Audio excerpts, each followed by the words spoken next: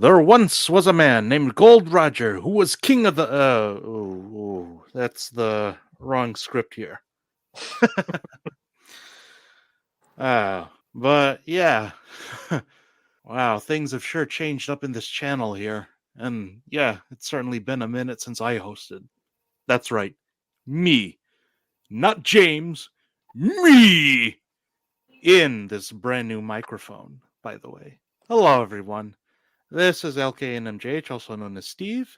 And in case you can't read the video title, this is the 20th anniversary of the U.S. broadcast of One Piece. But this might irk some older One Piece fans that were even talking about this, because the internet hive mind has decided to purge this dub from all existence except a few scant clips here and there. Now, what dub am I talking about? I am, of course, talking about the 4Kids Entertainment dub, airing from 2004 to 2007. Now, that being said, I'm not going to be discussing this by myself here. I have with me two members whom you should all know from our Narusaku podcast days. Or if you happen to visit either channel, you'll see that we're all frequent collaborators with each other. So guys, go ahead and introduce yourselves. Hello everyone! Bluestarsaber here once again to join the Ani-Manga Circle Podcast. Well, this time with Steve instead of James S. Cassidy as our host. You is blind. Also, hi everyone, I'm Lucky Rave. So yeah, known as Lucky Cheese 7. Sorry. Formally. But yeah, so just before we go on here, how much do you guys know about the history of this dub? I'm curious. For me, to be honest, I haven't watched all of the 4Kids dub, but let's see. Though granted, it is the thing that got me into One Piece, I will say at the very least, because I think either on on one of the Cartoon Network or maybe Toonami, Sky channels at the time, or at the very least the late evening Cartoon Network one.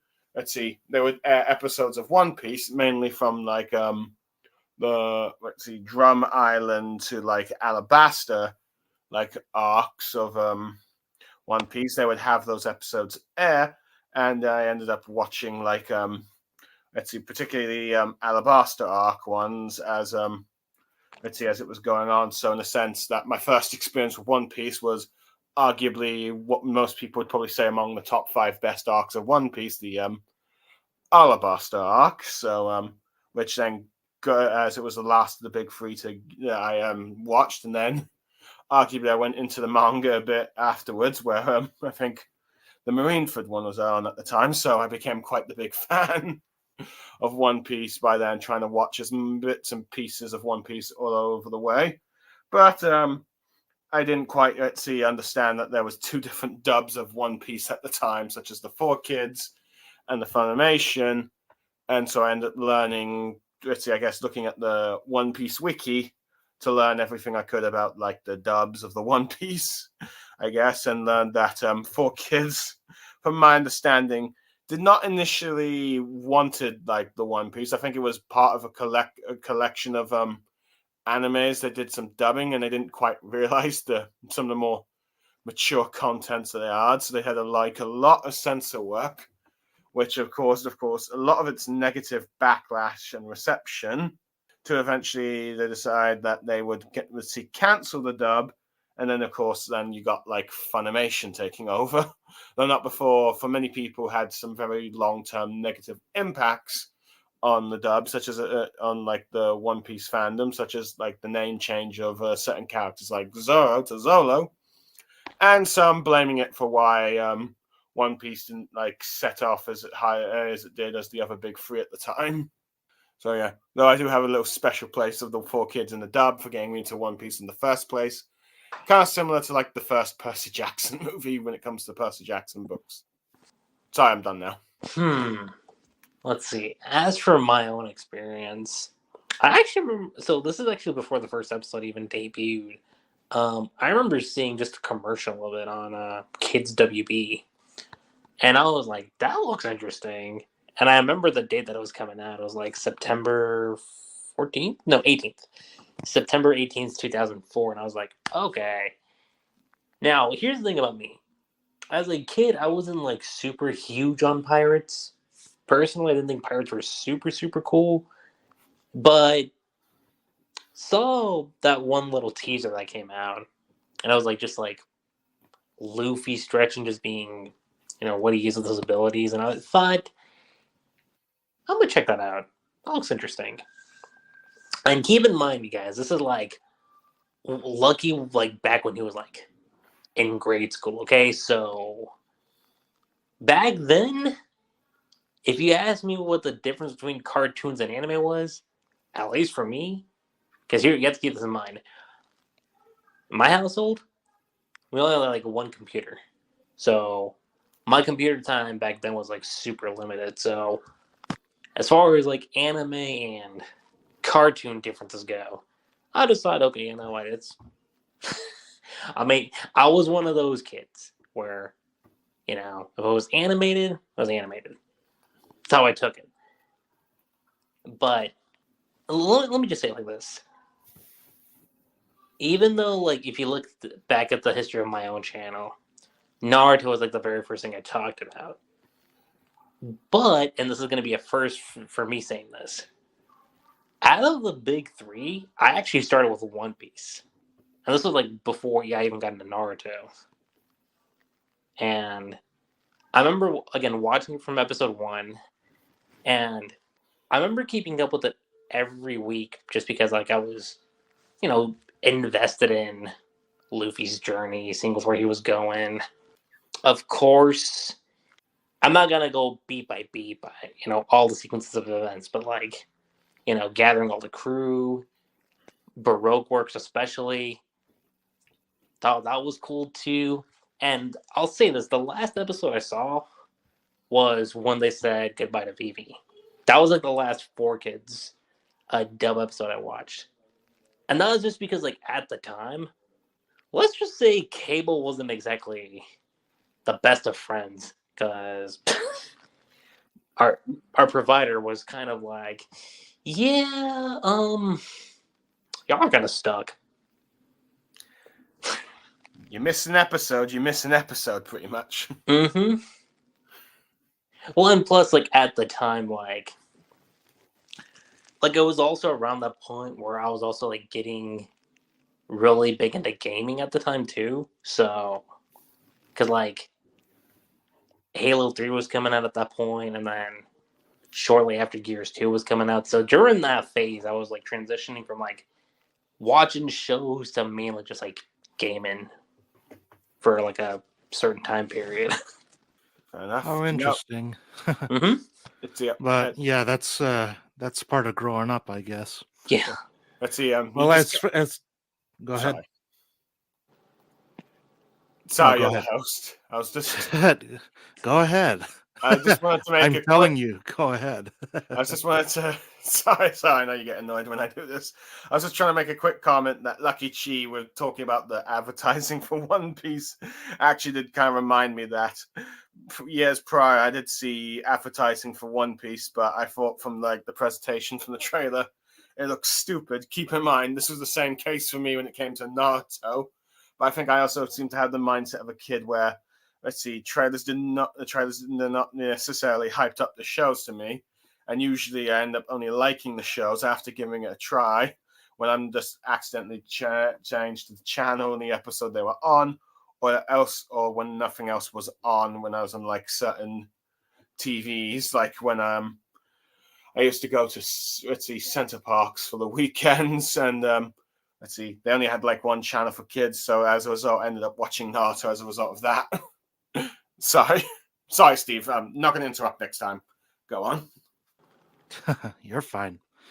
So, I guess before I get into the history of this dub, I should go over my own account, how I came across it. So, I wish I could, be one of those guys who watched it day one on Saturday morning television. What did it premiere on? The Fox box. Yeah, it was on Before it Fox. transitioned to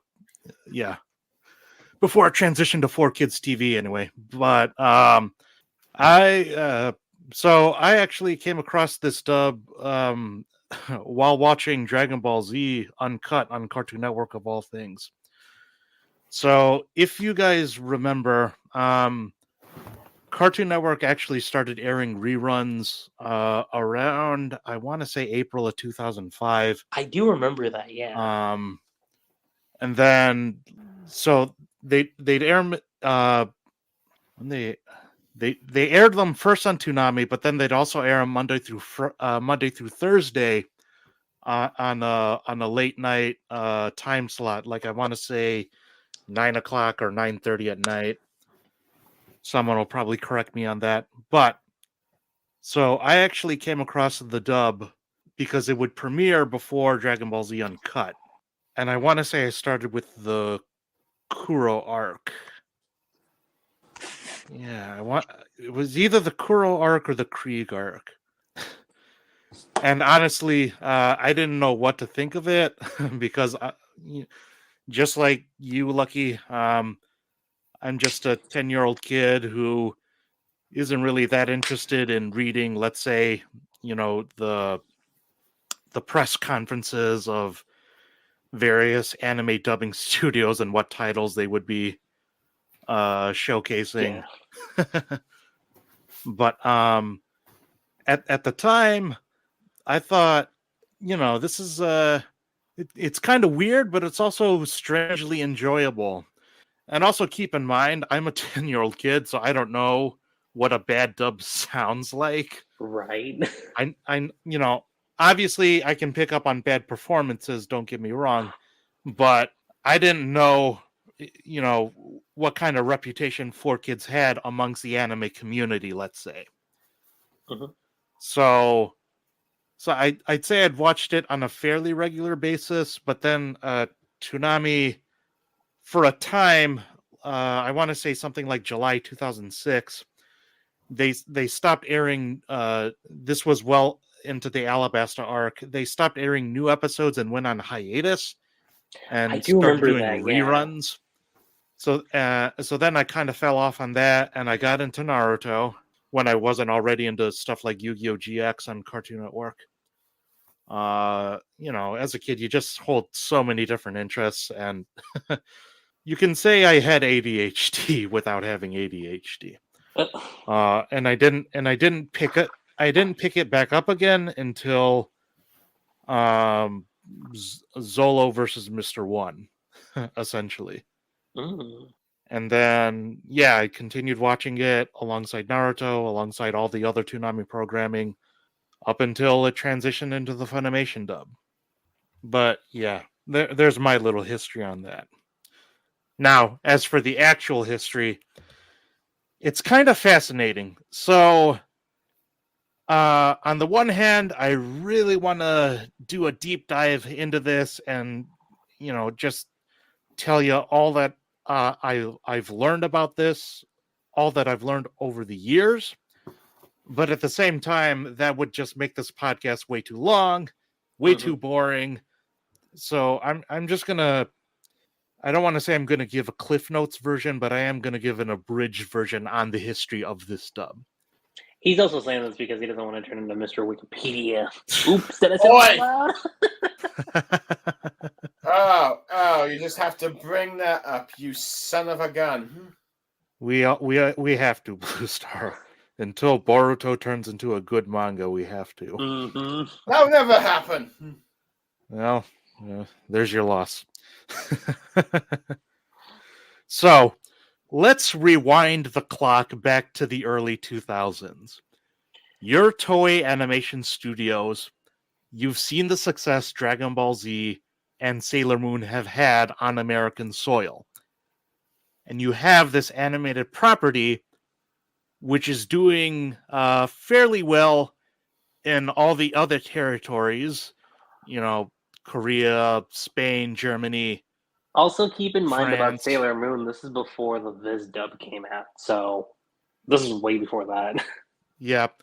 And this was, Dragon Ball Z with the Ocean dub and the transitioning to Funimation dub with all the music changes and all the edits that had to be made in order for it to air on American television.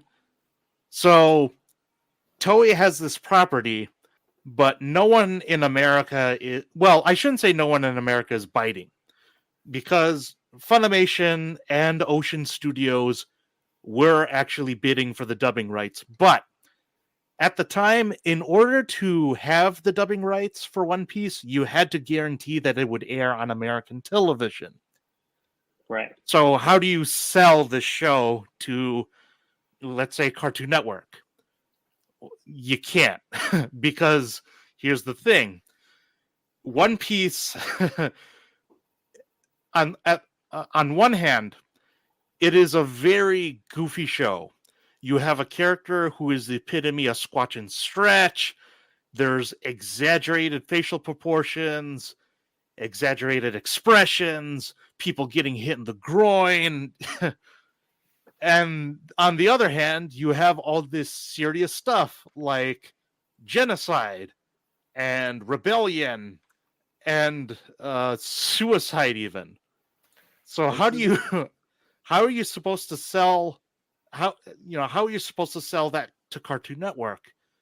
And keep in mind that this is over at this point in time in the early 2000s. One Piece, the episode count is reaching into the hundreds.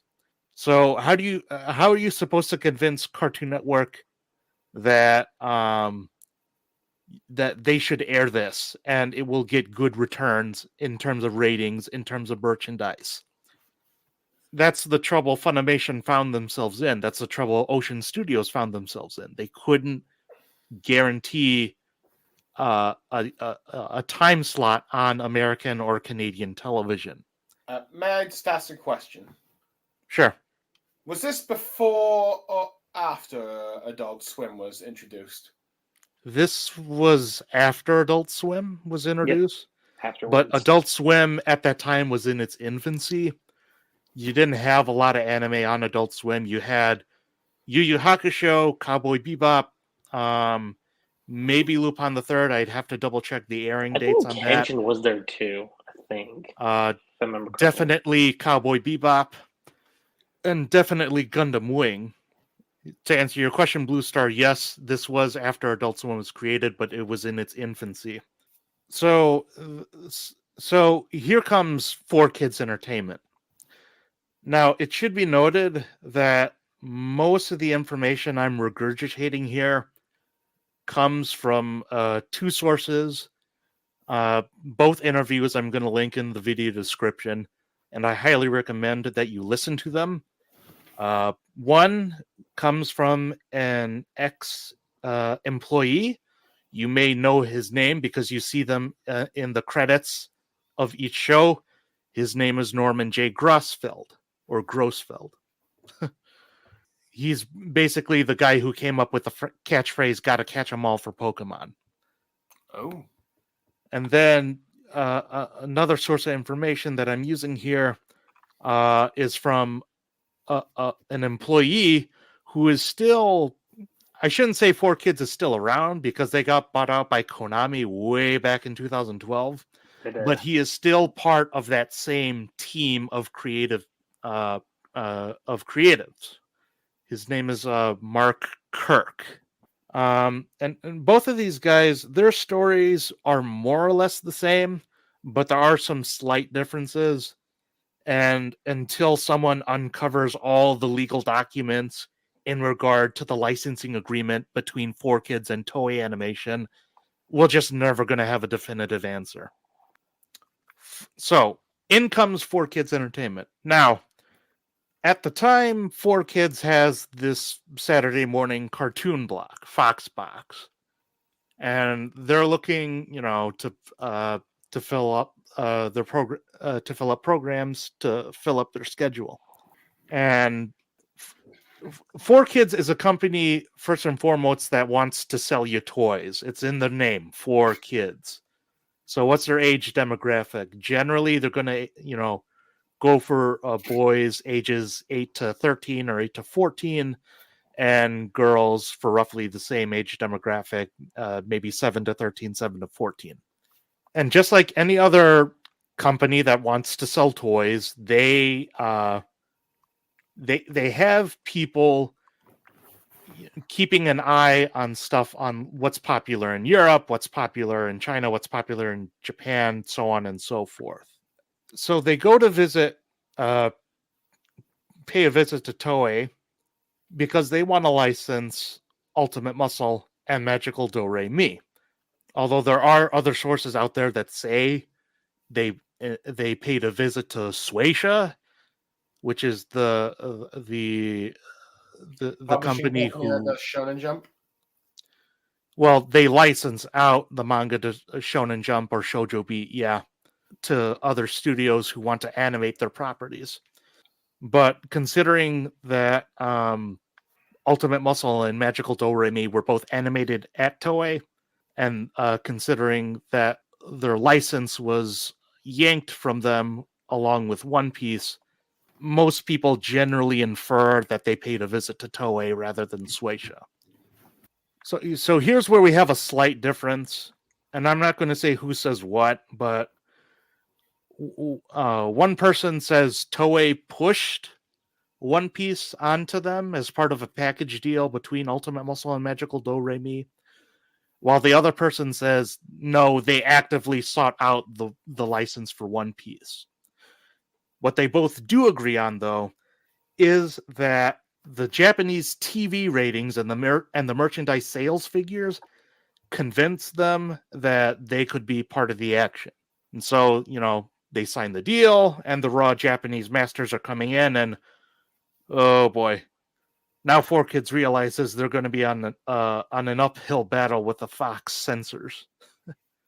In regards to this, I think from what the One Piece wiki says, it might imply that the one that Toei put in the package deal box might have been the case, because instead of the ones that they were insisting on 4Kids insisting on getting the rights, because apparently it says here 4Kids reportedly licensed the series based on its merchandising potential and success in Japan without looking at the content of the episodes themselves in detail. And when the 4Kids staff watched the series, they were shocked in how much unsuitable material they found, but had already committed to localizing the series. Okay, so that might imply more of the latter one then, sorry. Yeah, and like I said, until someone uncovers all these legal documents, which I guarantee you they're probably sitting in Toei's office, Toei's impenetrable fortress, I should say, we're just never going to know.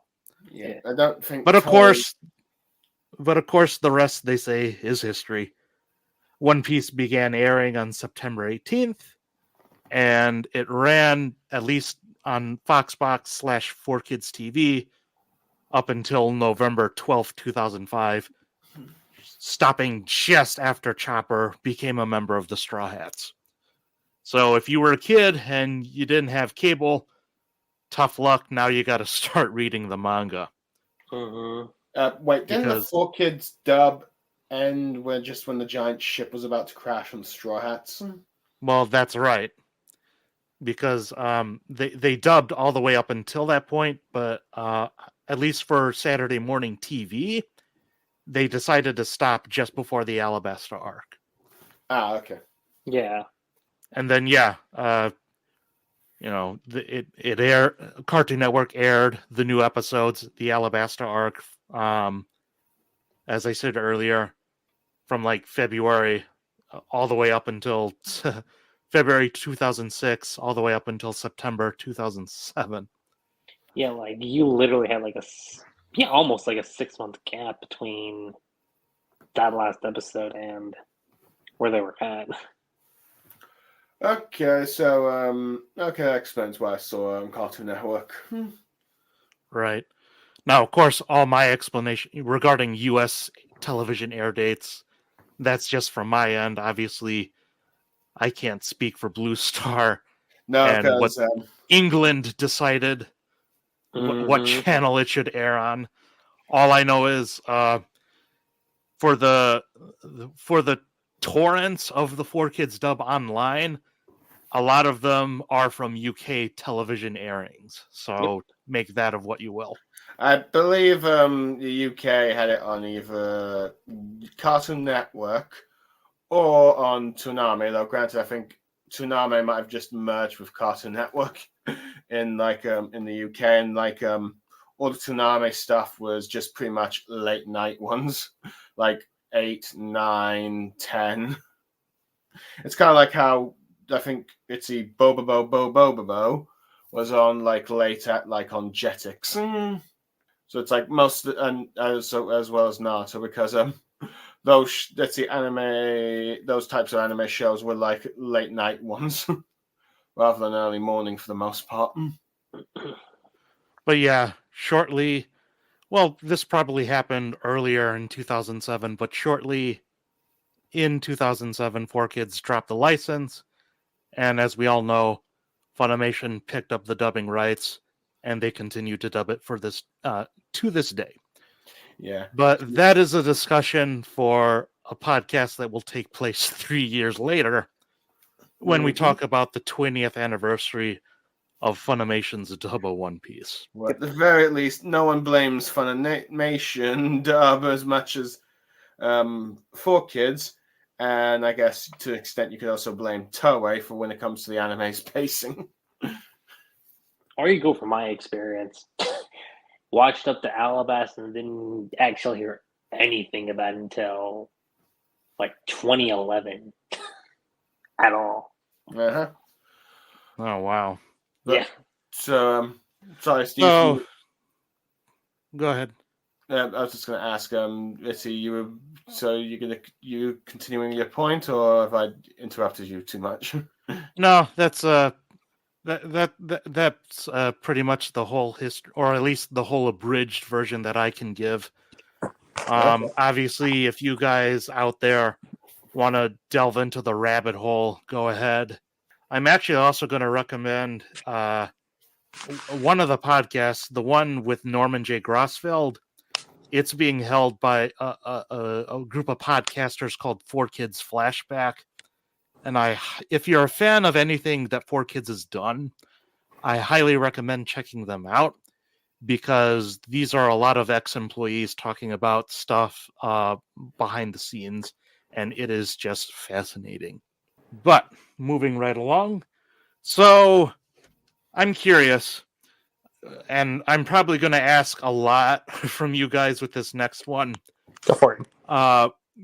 What are your favorite performances from the 4Kids dub, or even just one favorite performance? Like which voice do you think, you know what, if they had continued to dub, if they had brought in any of the 4Kids actors to dub this character, I wouldn't mind.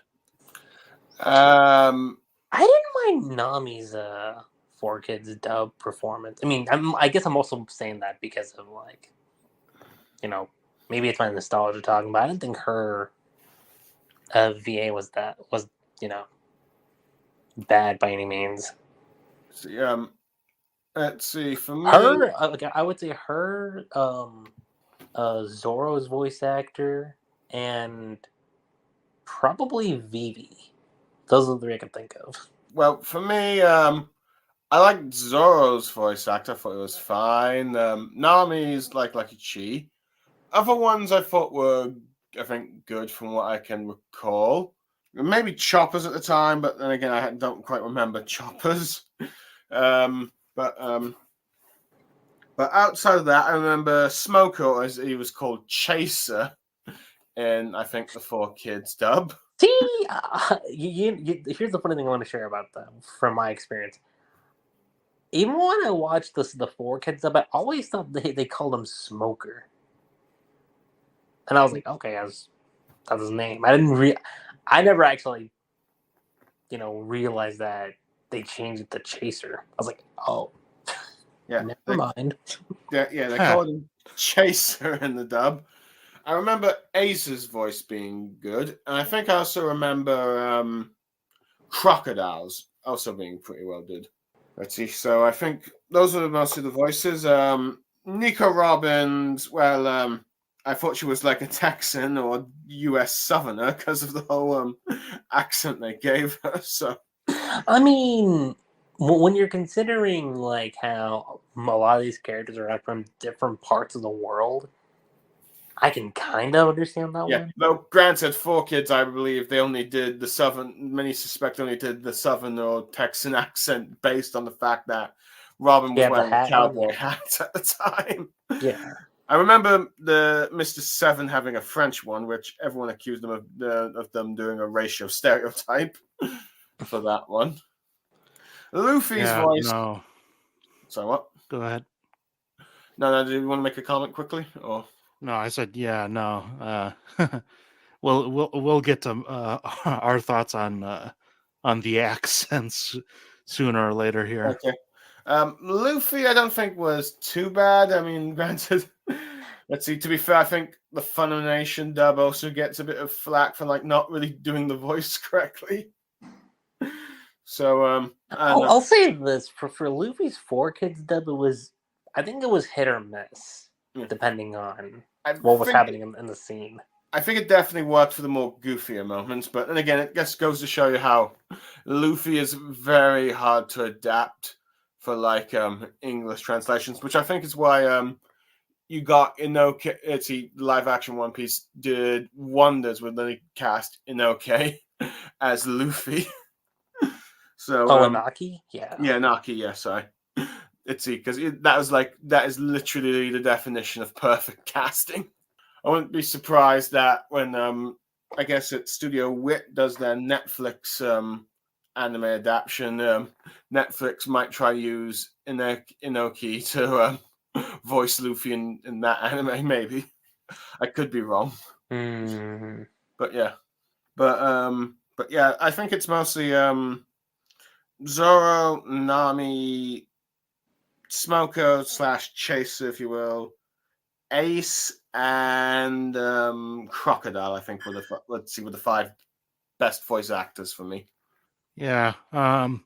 Obviously, everyone agrees that Mark Derison as Zolo just nails it. And if he didn't have such a lousy script to work with, he probably he's the best, to be sure. Mm-hmm.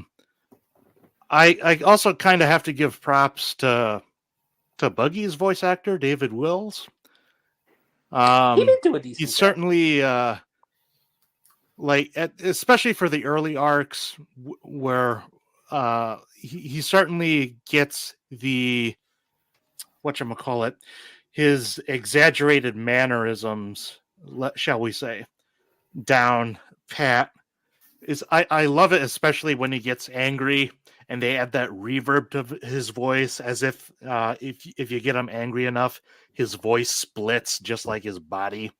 And then, yeah, I also agree that Ace's voice actor does a pretty good job. I'll admit, to this day, whenever I go back and reread a chapter with Ace in it, it's his voice that pops into my head rather than Travis Willingham from the Funimation dub. You're not the only one who thinks that. Actually, for me, it goes back and forth. Like, I'll hear like both voices whenever I'm like going back to the manga. It's a weird case, but primarily, I do agree that his voice is like the first one that comes to mind whenever Ace pops up in the manga. And then this is a borderline case because I have my issues with this next performance, but Usopp, Jason Griffith, I like him when Usopp's being cowardly for comedic purposes. So when he says stuff like, I can't enter this island itis, or whenever he has to scream, I like that. What I don't like, though, once again, the script he has to work with, and also he just makes him a coward 24/7. even though, throughout the Alabasta arc, let's say he actually grows as a character. Mm-hmm. But instead you have him running around making these puns regarding Crocodile or Mr. Four and Miss Merry Christmas. It's just... What was one of them? The Banana Gator? That's the one I kept remembering. Was the freaking Banana Gator quotes. But yeah, those are my favorite performances there. Which brings us into the good, the bad, and the ugly. Now, what do I mean by that? Well, as much as we deride the 4Kids dub, and rightfully so, don't get me wrong, but there is, for as much ugliness as there is in the dub, for as much as there are bad things about the dub, we also have to admit that there are some things about the dub which I think they either nailed, or the fact that to this day there are certain aspects of the dub which people still refer to. So, case in point, the the opening intro narrated by none other than Seto Kaiba himself. Yep. And fun fact, they actually did dub the original intro, We Are. They made their own version of it, and Dan Green was the one who was the narrator instead of Really? instead of Eric. Wow, I always forget. I think it's Eric Stewart. Yeah, Eric Stewart. But yeah, if you go on YouTube and you look up One Piece We Are 4Kids, you might either come across a super old, super pixelated video of their version of the intro, or you might come across someone's attempt at remastering it. But either way, as much fun as We Are is, I still have a soft spot for the intro, just like you, Lucky. Every once in a while, I'll actually go back to it just to remind myself, oh yeah, this is their goal. Fair enough, but yeah, that 4Kids dub opening was catchy. I particularly like how they added changes whenever there was a new member of the crew. Though they didn't do that with Nico Robin. Nope, sadly, but they at least got Chopper in. Yeah, Chopper's doctoring. I think the guy who originally did the voice rapping for the 4Kids eventually did an updated one that included Robin, Frankie, Brooke, and Jimbei, I think, at some point. Let's see. Granted, it's not official, but it's I think he did the lyrics for it. Yeah, no, he did. I actually remember coming across that on YouTube one day. I was like, what the heck? Yeah, I think I saw that too. Another thing, this dub, for the first couple episodes, I want to say up until episode 9, it's actually rather faithful. Granted, the puns are still there, and obviously there's music changes and visual edits and whatnot, but there's stuff like Shanks's speech to the bandits about how, you can throw food on him, you can throw drinks on him, and he'll laugh that stuff off, but if you hurt a friend of his, you'll pay the price. I think they gave him an Australian accent, didn't they? They gave him what I can only describe as a Robin Hood accent. Okay, my mistake. Well, I said attempt because it sounds more Australian than Robin Hood. Okay, but yeah. Also, the names. Yeah, we talk about how they changed names, like from Smoker to Chaser, or from Ace to Trace. But a lot of the names, like 95% of the names, are left alone. Now, obviously, Zoro versus Zolo, you can argue, whether Japan pronounces R's as L's, because otherwise our hero could have easily been called Monkey D. Rufy. Okay. Let's address that. Address the thing. So, how do we all feel about the Zoro to Zolo name change? I'll say this for me personally. Now, I guess I'm also saying this because I grew up with the Four Goods dub, so it doesn't, for me, it doesn't have like a huge weight on, whenever I'm reading like the official translations, To be honest, when I read the official translations, I still just read Zolo as Zoro, so it doesn't affect me, though I will admit. If you're like someone that's never gotten into One Piece media except maybe the manga for the first time, so if you end up reading that, you'll think Zoro's name is actually Zolo, and if you end up watching either the live action or Funimation dub, you go like, wait, why is he called Zoro? I thought his name was Zolo. Mm-hmm. Yeah, I'm still rather tickled at the fact that, even this latest chapter where they all, spoiler alert,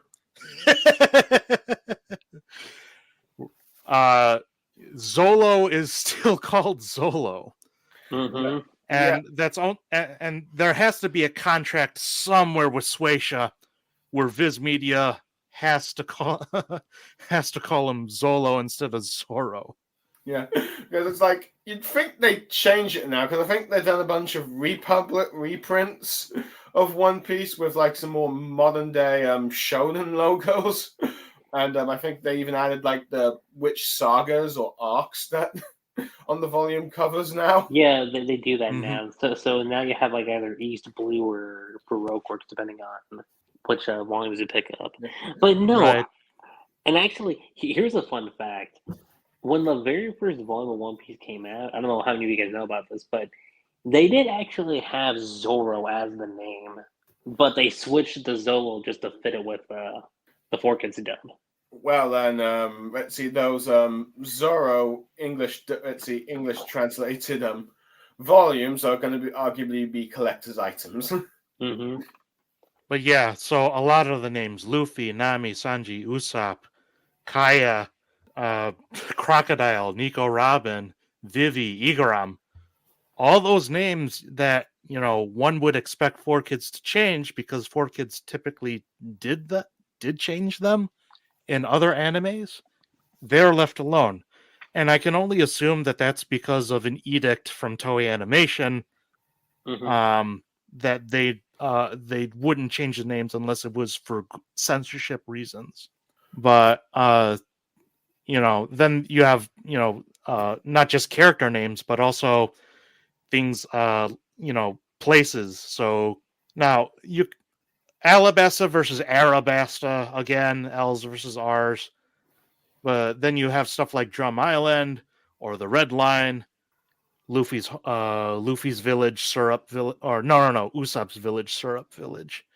So there's a lot of names that are just left alone in the Four Kids dub, and I have to give props to that.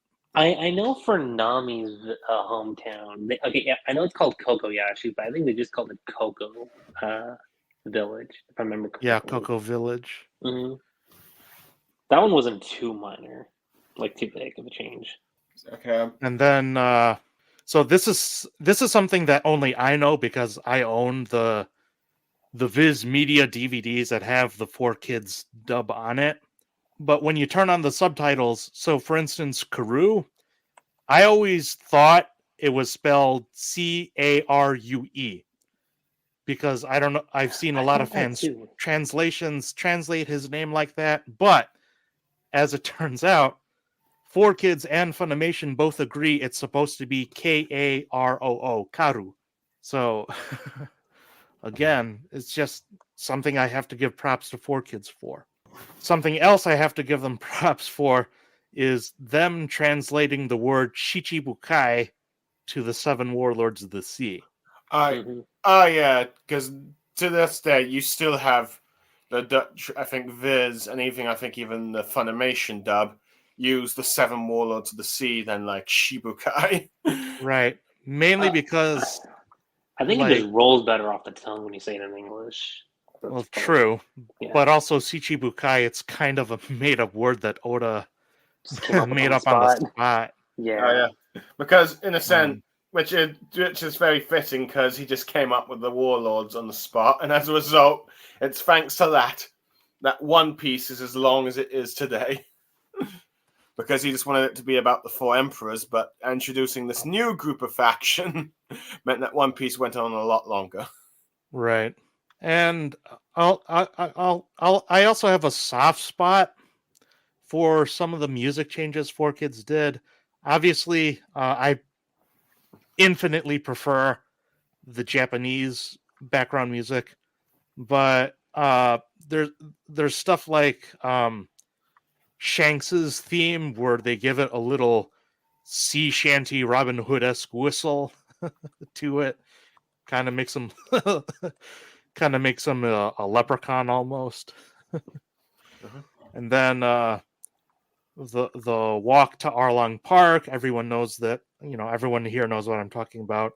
That scene, instead of da da da da da da da da da da da da da da da da da da da. Instead, they give it what I can only describe as the Avengers theme before the Avengers were even a thing. Okay, I gotta try and check out the 4Kids dub for that episode at the very least, just to hear that note. I've got all the episodes on me, so I can actually pull them up any minute. I'd say this one of the good things I thought was like one of the changes I thought they did that was actually rather clever was during the third and final Luffy versus Crocodile fight is in order to make sure they don't have blood as like the weakness, they swapped it with something that I think worked just as well. Sweat. Yeah, I thought that was actually clever. In some ways, I thought that kind of makes more sense since it's kind of more liquidly. Oh yeah, no, definitely. I suppose one last thing from me, and this is two last things I should say. First, the decision to have Luffy be to have a woman voice Luffy when probably 4Kids wanted a man, and again, I suspect this has to do with an edict from Toei Animation, probably because Oda prefers, in the Japanese dub that he's voiced by a woman, and so that should carry on to other international dubs as well. And I'll give 4Kids props to sticking with that, even though I'm sure they would have much rather cast a man in the role.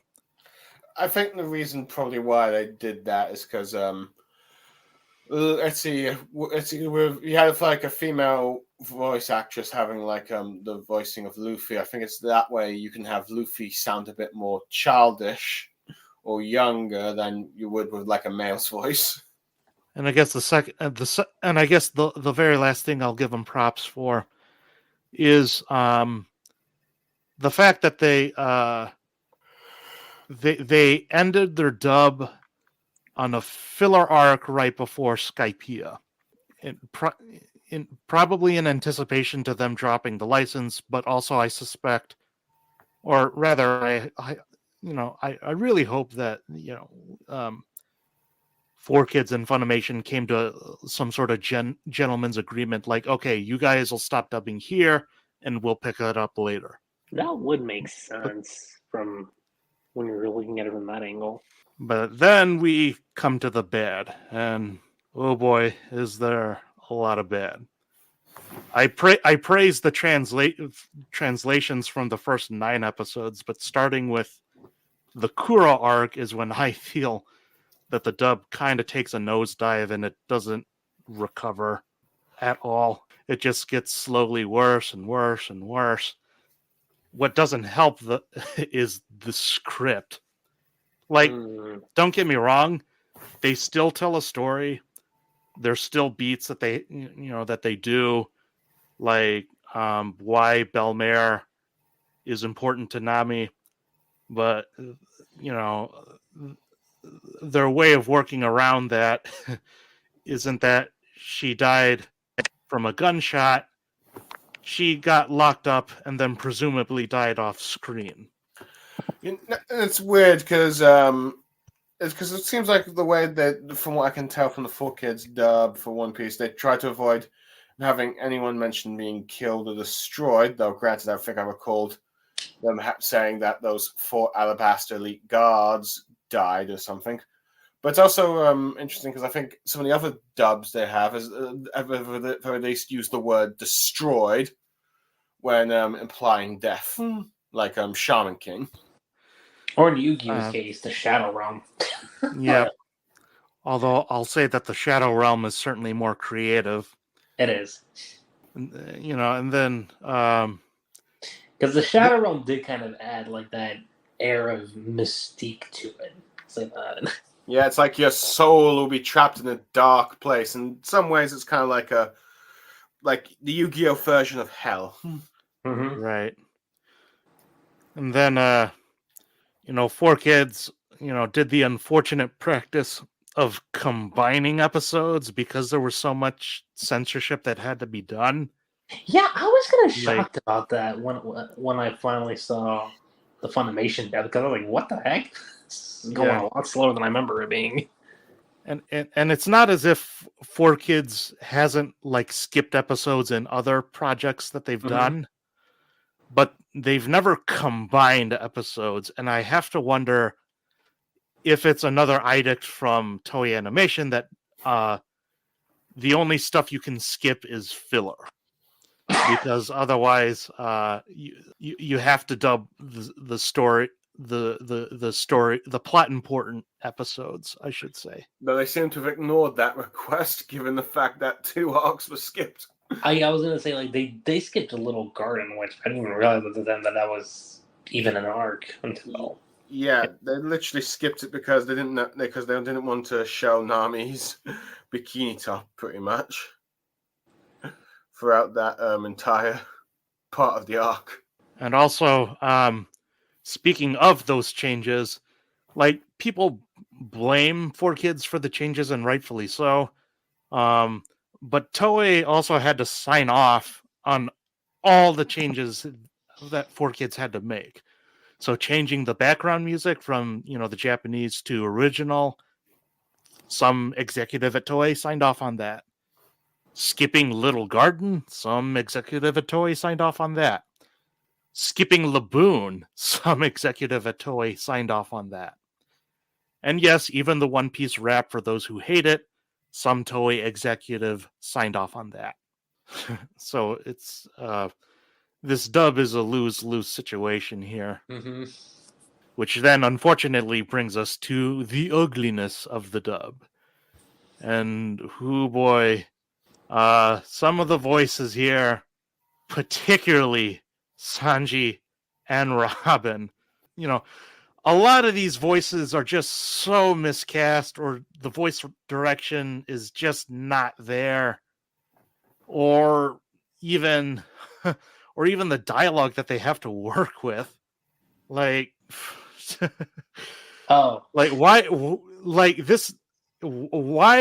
does Sanjay need a Brooklyn accent? What part of that character design screams Brooklyn accent? Yeah, it's funny. I don't know if you questioned it at the time. I just rolled with it. I was like, all right, that's probably just how he sounds. that was just me. But I didn't realize this until maybe 5 or 6 years ago. But apparently, the guy who voices Sanji in the 4Kids dub also did Panic in the original Yu-Gi-Oh anime. No one defeats Panic! Mm-hmm. That guy. Yeah, I just remember that voice. Yeah, let's see. I'll say this with the 4Kids Sanji. The changing of the cigarette to a lollipop, personally, I think that's fine, and it sort of works with Sanji because of the whole food thing.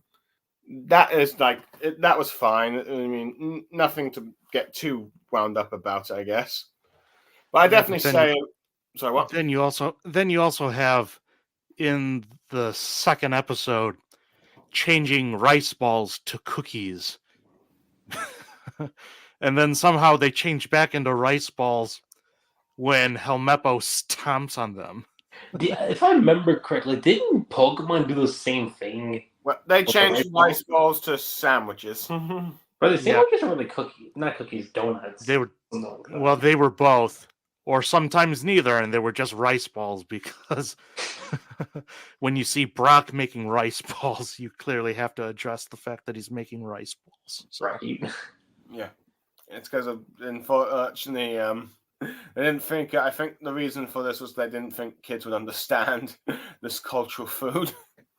Although one thing I won't blame them for is the decision to change Marine to Navy, because honestly, the Japanese word for it, Kaigun, can be translated as either Marine or Navy. Yeah. To be And fair, I poor think kids just flipped a coin, and it was a 50-50 shot. To be fair, I think you get like the Gritzy Viz manga, the Funimation, and even the fandom refer to the Marines as Navy from time to time. So it's like it's fine. Right? I think Viz still calls them the Navy. I think. Yeah, Funimation does too on occasion, but that's because they've decided, as the rest of the English speaking world knows, that the Marines can't be a government, the Navy is the government, But of course, that's how we understand it in real life. Yeah. I guess, moving on. Well, maybe moving on. I should say, you guys sort of addressed this when you talked about your experience with the 4Kids dub, so I'll just say, no, I didn't watch this all the way through because there's a lot of stuff in the Alabasta arc that I ended up missing out because I was watching other things at the time.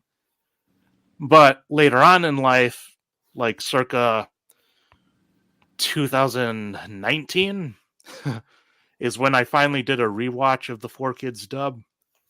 And that was the first time I saw those episodes in person rather than just reading the manga. Yeah, and actually, fun fact for everyone. It's actually through Steve that I was able to rewatch the 4Kids dub again, because I was like, I wonder how I can find a way to watch that. And you were just like, here's the link. I was like, oh, thanks. I think I know a site and where I can watch it, but I did recall trying to rewatch it from the beginning with on YouTube for the 4Kids dub back when they still had those episodes up there. Though granted, I think I stopped when just about Nami was about to betray Buggy. And I just guess I just run out of patience, or I don't know, I was just sticking to them at the time, the sub of One Piece. As I think that's because as the Marineford was going on, I was also watching the NS Lobby one, I think, mostly because I think I saw an AMV with like, let's see, Straw Hats versus CP9 with the One Piece opening Brand New World. Unfortunately, that AMV is no longer there. It's deleted, but it's such a shame because that was like the best One Piece AMV I ever saw. And you also have to take this into account, Blue. YouTube back then was a very different animal compared to But yeah.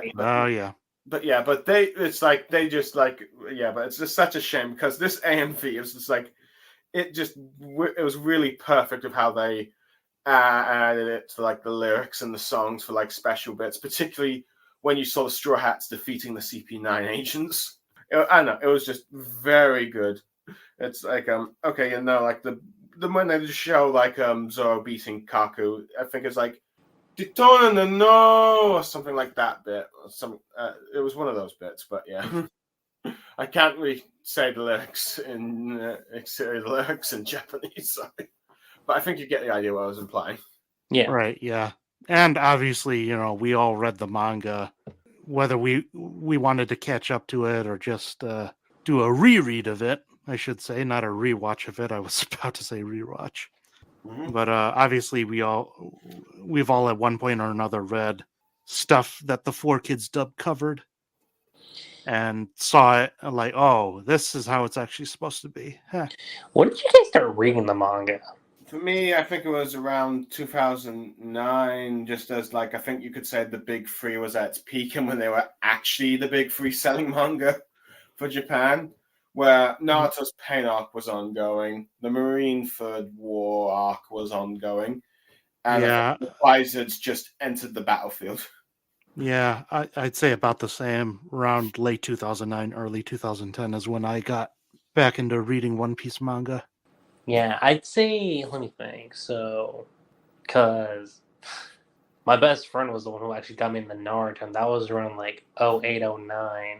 And I wasn't even reading the manga. I was just going through, just watching the anime, just because I figured, well, I need something to watch just to kill some time.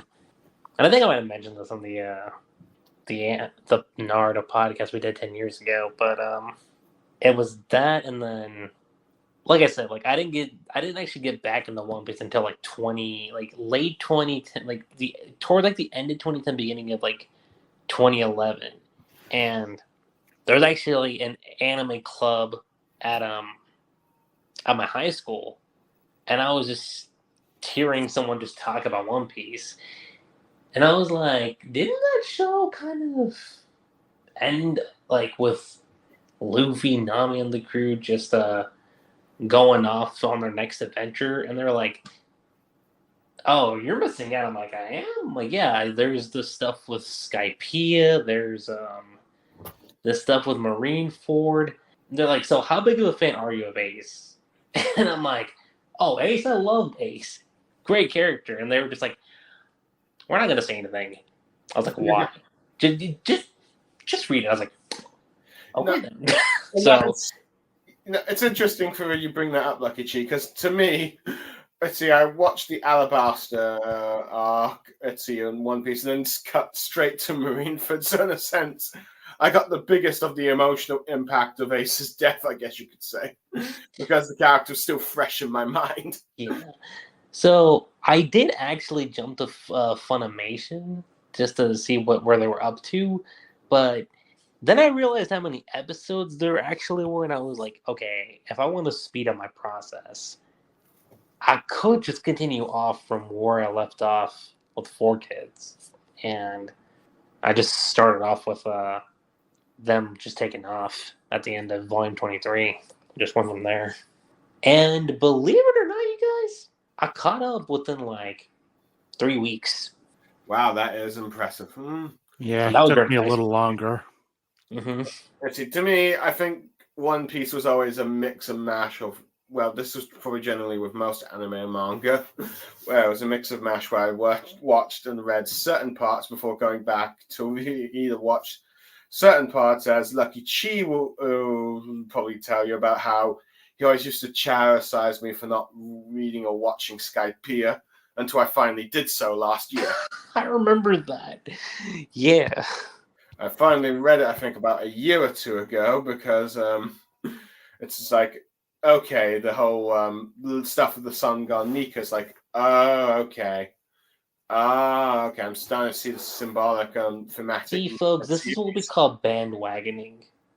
People hated Skypiea, and now because it's relevant, it's like, no, it was always good. I'm like, uh-huh. y'all are saying that now in retrospect. Yeah, to be fair, I was never one of those people that really trashed it. I just never really found the time to watch it. I did like Jaya. Jaya was Fair good. enough. Yeah, it's like I always seem to watch or read Jaya and then somehow just skip Skypiea. But yeah. As an aside, though, the 4Kids actors, even though, they changed hands with Funimation, starting in 2013, the 4Kids actors have slowly been making their way back to One Piece. In very small roles, mind you. Background But in my still, characters. well, it's stuff like Lisa Ortiz being the little Sunny in One Piece film Red. He was the voice of Chopper, right? Yep, she was the voice of Chopper.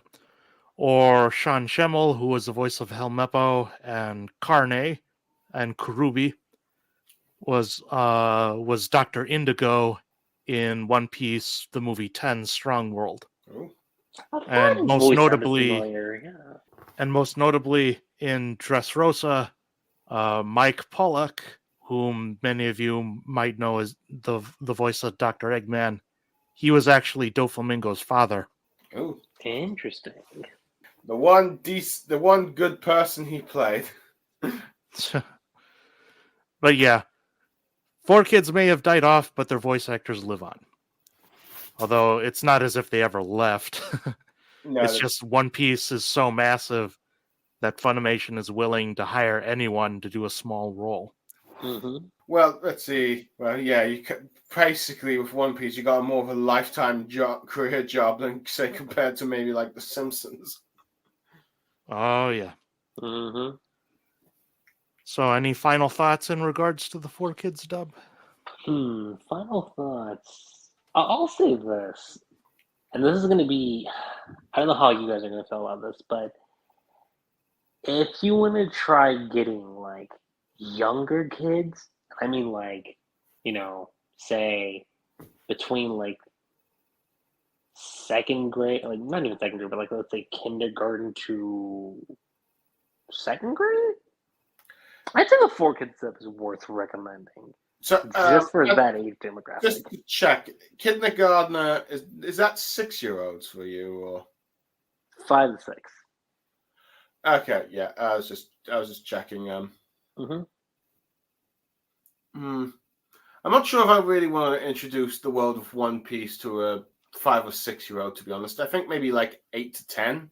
Well, no, but using the Four Kids dub. Using the Four Kids dub. Yeah. Yeah, I think even with the Four Kids dub, I mean. Oh, okay. Okay. Well, yeah, no, Lucky, I agree. I mean, you and me are living proof that, we were the right age demographic to watch it. For better or for worse, it's made us fans in some way or another. Maybe me more so than you, but quite literally, we Steve wouldn't. and I were the OGs for One Piece. We wouldn't still be talking about One Piece if it weren't, if it weren't for this and a multitude of other reasons. Yeah. 20 years, you guys. Just imagine. Yeah. 20 years. Well, like, I guess. Sorry, go on. No, go ahead. Well, I guess for me, like I said, it sort of has a special place in my heart for having, like, getting me into it, even though I probably don't really watch it now. In fact, I still probably remember it more for, like, the Alabaster arc than anything else. But then again, I haven't really rewatched the Alabaster arc since I watched it in 4 Kids. So there is that. I mean, I have read certain parts of it, but yeah. But so I might need to. Granted, I'm rereading Alabaster right now. I just had a bit of a hiatus from it, but there's that. I definitely think it had some pretty good voice actors. I think the worst one for me, of course, was Sanji. I was going to try and say that earlier, but I just went on about the lollipop bit for a while. So I think that works. But I think despite the fact that One Piece is 4 Kids is often blamed.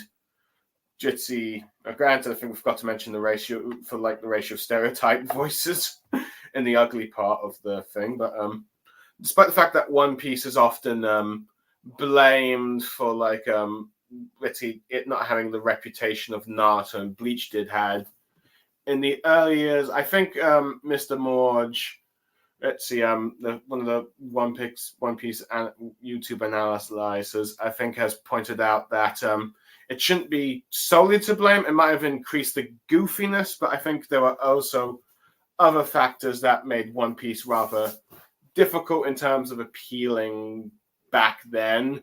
To say more like Naruto and Bleach had a more easier time, or just the sort of mindset people had of cartoons back then. Because One Piece was arguably the most serialized storytelling of all, like the shonen and all that. I mean, granted that all shonen kind of had like a sort of serialized format of storytelling, but I think there's a bit more episodic storytelling you could have had with like the other shonens. For like, for example, I think Dragon Ball is like the enemy of the week for Goku and friends to beat. Yu-Gi-Oh was like who you're dueling that week. Pokemon, which Pokemon was showing up for that episode. I guess you could even say with Bleach, at least for the first arc, was like, okay, what hollow or monster of the week Ichigo is fighting, and Naruto's like, who's fighting who in the tuning exams this episode? So they all kind of had like sort of like episodic aspects of their storytelling at the time. One Piece didn't, so let's see, and serialization didn't become a bit more, I guess you could say, mainstream with like most people until like Avatar came along. It blended like episodic and serialized storytelling for a bit. So, and that was still like early 2000s, actually. Yeah. So, yeah, I think, yeah, I could be wrong in that, but it's like it wasn't quite accepted back then as it is now. So I think, even though the 4Kids has done quite a bit of damage to the reputation of One Piece, I think initially, I don't think it's solely to blame, because I think One Piece was rather difficult to like sell back at that time. But of course, in some ways, the 4Kids might have also been a sort of a blessing in disguise long term, because as people started checking out One Piece later, be it the Funimation dub or the manga, or even eventually the live action, you got more people being invested in like One Piece, saying, okay, this is the best of the big three, particularly when the big three started falling off, be it post Pain arc, or depending on how you think Bleach fell with like the Aranka arc or the Fullbring arc, or even aspects of the war, the Blood War, at least manga wise. But it seems like yeah, because I was gonna say the Blood War arc, as far as the anime goes, they've been handling it pretty well. Yeah, thus far. Yeah, so far they've been doing well, but yeah, but even though you could argue that the 4Kids helped build the slow, long term, tarnished reputation for One Piece. In hindsight, long term, it might have benefited, as now One Piece has become a lot more of a global phenomenon. Partly due to, I think, Toei changing the animation style for Wano and making a bit more flashy, I guess. The introduction of Gear 5 as being, for many people, one of the most unique, power-up transformations they've seen in a manga series, because most of them end up the sort of like ripping off of Dragon Ball, pretty much. And then eventually, of course, the eventual last year, you got the live action adaptation of One Piece, and it was like the biggest Netflix show for like 84 countries at the time it was coming out. So it's like even though it's like One Piece long term, has managed to shake off perhaps some of the damage you could say the 4Kids may have done, even if it's not entirely to blame for it. Actually, I do have one question to ask. How do you guys think 4Kids would have handled the other arcs post Alabasta? Well, for me, I think they might have skipped Skypiea Lucky Chi, which might have been something to outrage you, but mostly I think because just like how they cut off Little Garden for like Nami's bikini top, they might have done that for as a sort of Nami having a bikini top in Skypiea. But if they did sort of voice it, I think they might have controversially, just as they kind of did like stereotype voices for like certain characters, like the most infamous being Mr. Seven from 4Kids, they probably would have given, Eno and the Skypiea some sort of more holier than thou voices, like make it sound like they were voiced by angels or something. Yeah, I got it. You know how like well, that's certainly one way to look at it. I think they might have just taken the Funimation approach and just not refer to them as gods or priests at all, just as kings and knights. I know. Well, I can't say I know because we'll never know. But we got a glimpse through one of the One Piece video games. I think it's called One Piece Grand Adventure. Mm-hmm. Of what a 4Kids Skypiea dub could have been like. Because in that game, there are appearances by Eneru, Marshall D. Teach, and Wiper, as well as a whole host of other characters. Going into Water 7, Probably they would have given stereotypical accents to the crew of CP9.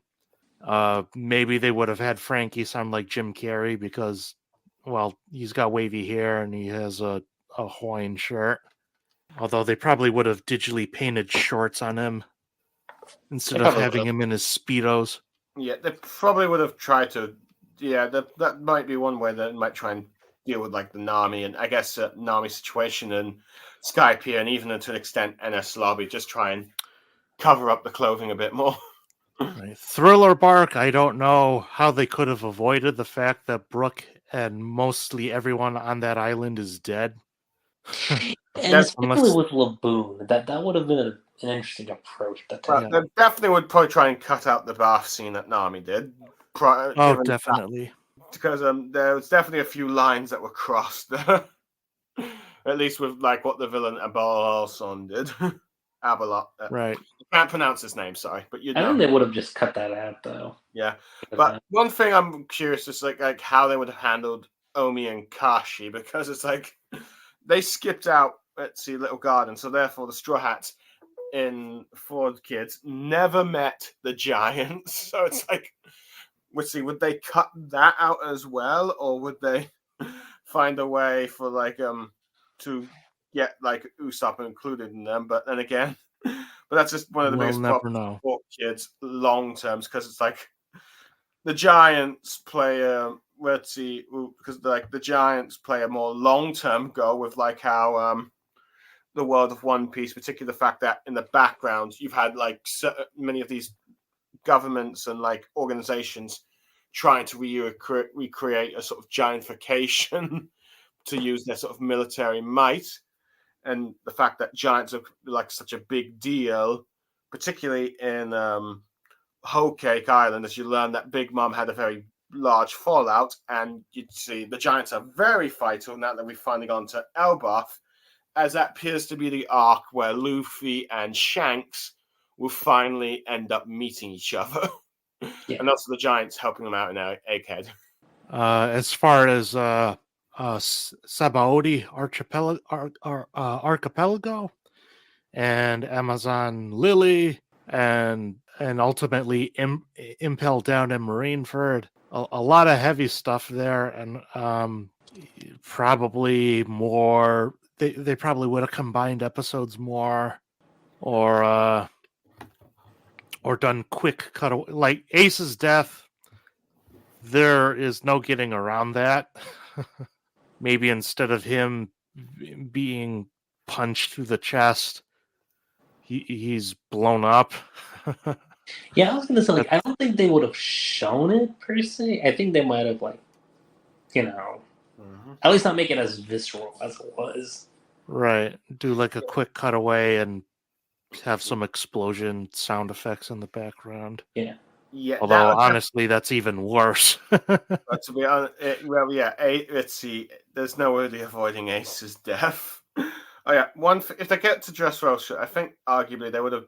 Granted, Funimation also did it, but they probably would have done the Spanish voice accents, really, because you kind of got that. But then again, like, oh yeah, definitely, yeah. Let's see. Perhaps I don't know. Maybe they'll be a bit more stereotypical about it than I guess Funimation, but they did. Let's see. Regardless, Dressrosa pretty much already has Spanish accents and voice acting when it comes to, let's see, for the characters from Dressrosa. In Funnimation's dub, at least. And like I said, this is all, to answer your question, Lucky G, we just don't know. We can only speculate. Yeah. Because I've been kind of pondering about that too, because I don't know how they would have even approached it when it came to that. But with that, I think we can safely wrap up this podcast. Fair enough. So, folks, tune in next time, 3 years later, when we discuss the 20th anniversary of the Funimation dub. And I guarantee you that the Funimation dub will be far from over by the time we get to there. Yeah. Well, but it'll certainly be interesting talking about how it aired on American television. I mean, could you imagine what a complete series, you know, Blu-ray DVD set would look like for that. Oh my god. Oh god. I don't think you'll ever get a. Let's see. I don't. Oh, you're talking about Funimation. I'm not sure about 4Kids though. Yeah, no, I'm talking about Funimation. Yeah. Let's see. Ooh, if I had to guess, it could be as big as a box set for One Piece is. More than likely, they'll just do what they do with the manga and just here's part 1, here's part 2, so on and so forth. Right. And let's say, they all contain 100 episodes each just for consistency. I mean, but- I was going to say they could take the approach that the box sets did, where you have the first 23 volumes equate to what, like, East Blue and Alabasta? And I only know this because I own this, but I do know that the first collection set, all the way up to collection 5, covers relatively the first 23 volumes. So, yeah. could go with that approach. And in regards to a complete set of the 4Kids dub, never say never. Like in 2013, we got a re-release of the Ocean dub of Dragon Ball Z. That's So, true. I mean, granted, this will probably take more of an effort, probably like a crowdfunding effort. But stranger things have happened. Never say never. Mm-hmm. But with that, I'm LKNMJH, also known as Steve. I am Bluestarsaber. I'm Lucky Rave. And this is the Ani-Manga Circle, hosted by LKNMJH, signing off. Laters. Bye bye.